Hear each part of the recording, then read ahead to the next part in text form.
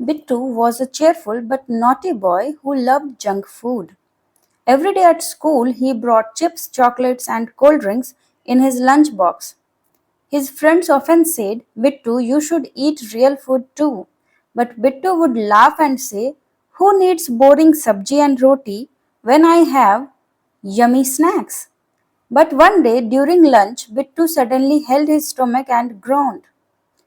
Ow, my tummy hurts. The teacher quickly took him to the school nurse. She asked, Bittu, what did you eat today? He said in a weak voice, just chips, a cola, and some candies. The nurse smiled and said, Bittu, do you know what today's thought of the day was? She pointed to the board. Anen jatani jivanti. Food gives life to all living beings. She explained, junk food fills your tummy, but it doesn't give you energy, strength, or health. Our body needs food that is fresh, wholesome, and eaten at the right time and in the right amount. The next day, something has changed. Bittu came to the school with a new lunch box. It was filled with warm home cooked food, roti sabji, and an apple.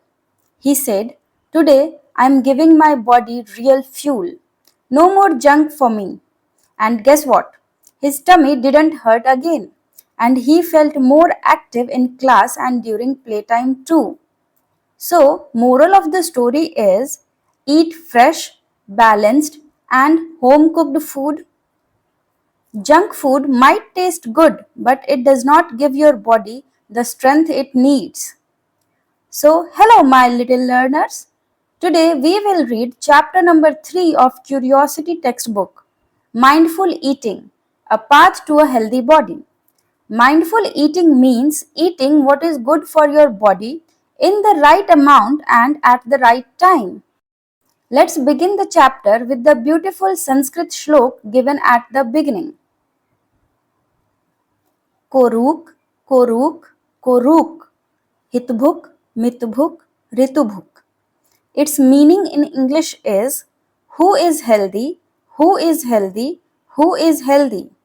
One who eats food that is wholesome in moderate quantities and appropriate for the season, time and place. Let's understand what this shlok is trying to teach us. So basically ये प्रश्न महर्षि चरक ने अपने शिष्यों से पूछा था और इसका उत्तर उनके शिष्य वाग्भट जी ने दिया था। कोरूख का अर्थ है कौन रोग रहित है या कौन स्वस्थ है और इसका उत्तर उन्होंने दिया था हितभुक। इसका अर्थ है जो हितकारी भोजन करता है। मितभुक मतलब जो सीमित मात्रा में भोजन करता है और ऋतुभुक इसका अर्थ है जो ऋतु के अनुसार भोजन करता है।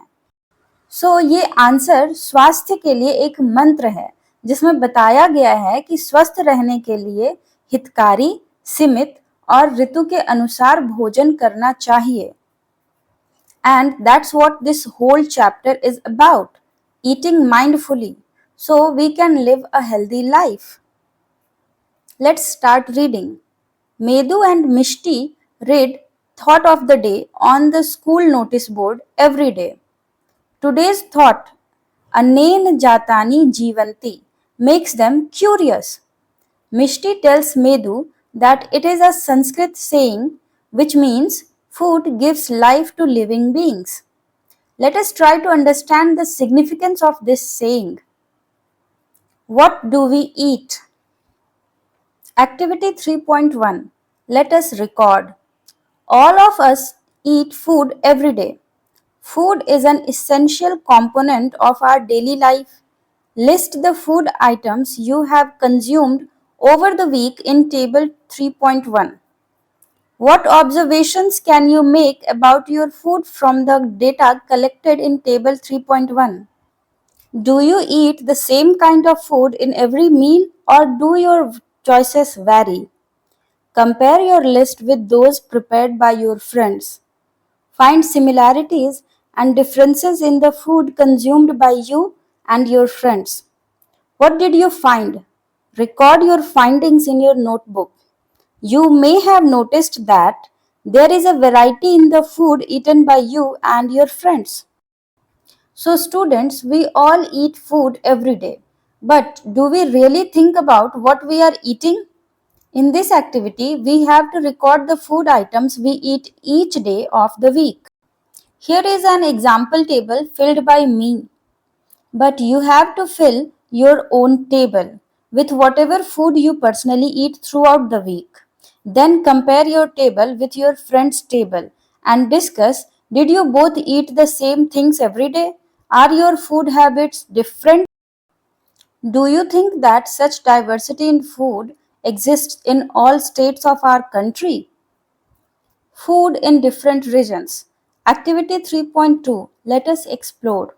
Find out the types of food traditionally consumed and the crops grown in various states of India. You may refer to books in your library, search the internet, and interact with your friends, family, and neighbors to collect information. In Table 3.2, add more states and fill the collected data. A few examples are already given. So, students, we know India is a big country with many different states, and every state has its own special food. The food people eat depends on the crops grown in that region, the climate, and the culture. Let's look at what food is eaten in different states. In Punjab, farmers grow maize, wheat, chickpeas, and pulses. People here love to eat makki di roti, sarson da saag, chole bhature, paratha, halwa. They usually drink lassi, buttermilk, and tea. These foods give energy and keep people warm in cold weather. But in Karnataka, the main crops are rice, ragi, urad dal, and coconut. So people enjoy dishes like idli, dosa, sambar, coconut chutney, palia, rasam, and plain rice. They drink buttermilk, coffee, and tea. These foods are light and healthy, good for the warm and rainy climate. In the state of Manipur, people grow rice, bamboo shoots, and soya beans. So they eat iromba, which is a spicy mashed chutney, utti, a curry made with yellow peas and onions, singju, which is a salad, and kangsoi, which is a boiled vegetable stew. People here often drink black tea. Their food is simple with less oil and lots of vegetables. In Bihar, the main crops are wheat, rice, pulses, gram, and maize. So, popular traditional foods are litti chokha, sattu paratha, khichdi, thekwa, and malpua. People love to drink sattu drink and tea. The food is full of energy and made from what is easily grown in the region. So, this table shows us that different states have different food habits. Food depends on what is grown locally.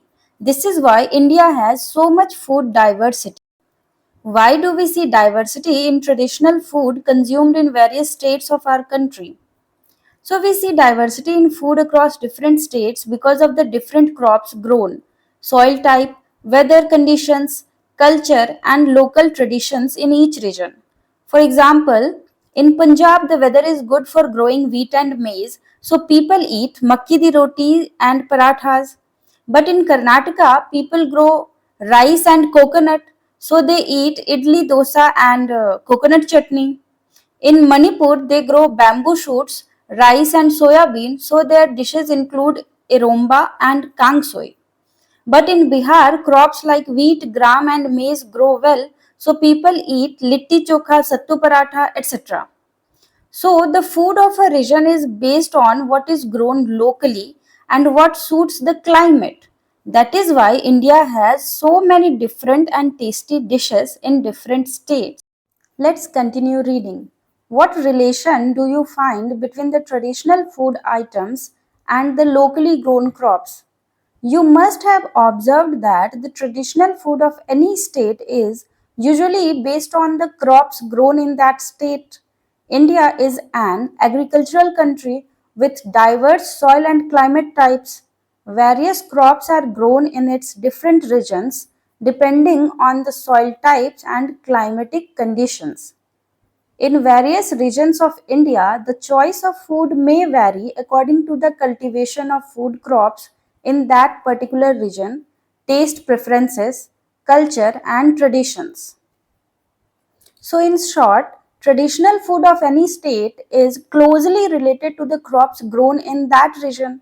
This is because India has different types of soil and climate in each region, so different crops grow in different places. So, the climate, soil, culture, and crops of a place decide its traditional food. How have cooking practices changed over time? So, you have learned that food habits vary across states. Our food choices, as well as practices of food preparation, may differ from one another. Have our food habits and cooking practices changed over time? Let us interact and find out in Activity 3.3. Prepare a list of questions for gathering information from elderly people about their food habits and cooking practices. Following are some of the sample questions. What kind of food do you still eat and what is new? What are the changes in cooking practices over time? What has caused these changes? Conduct interviews with some elderly people based on the questions prepared. What are your findings from the interviews you conducted? Cooking practices, also called culinary practices, have changed over time. There is a significant difference between traditional and modern culinary practices. Earlier, most cooking was done using a chulha. Nowadays, most of us cook using a modern gas stove.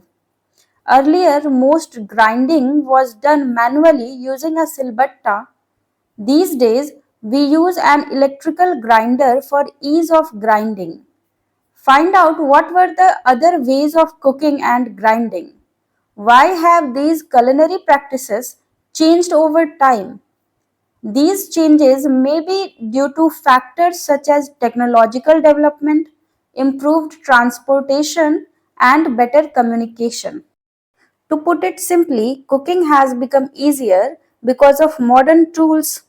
In earlier times, people used to cook food on a chulha, which is a traditional stove made of mud or bricks, and used firewood or cow dung cakes for fuel. But today, most people use gas stoves or induction cooktops, which are faster, cleaner, and easier to use.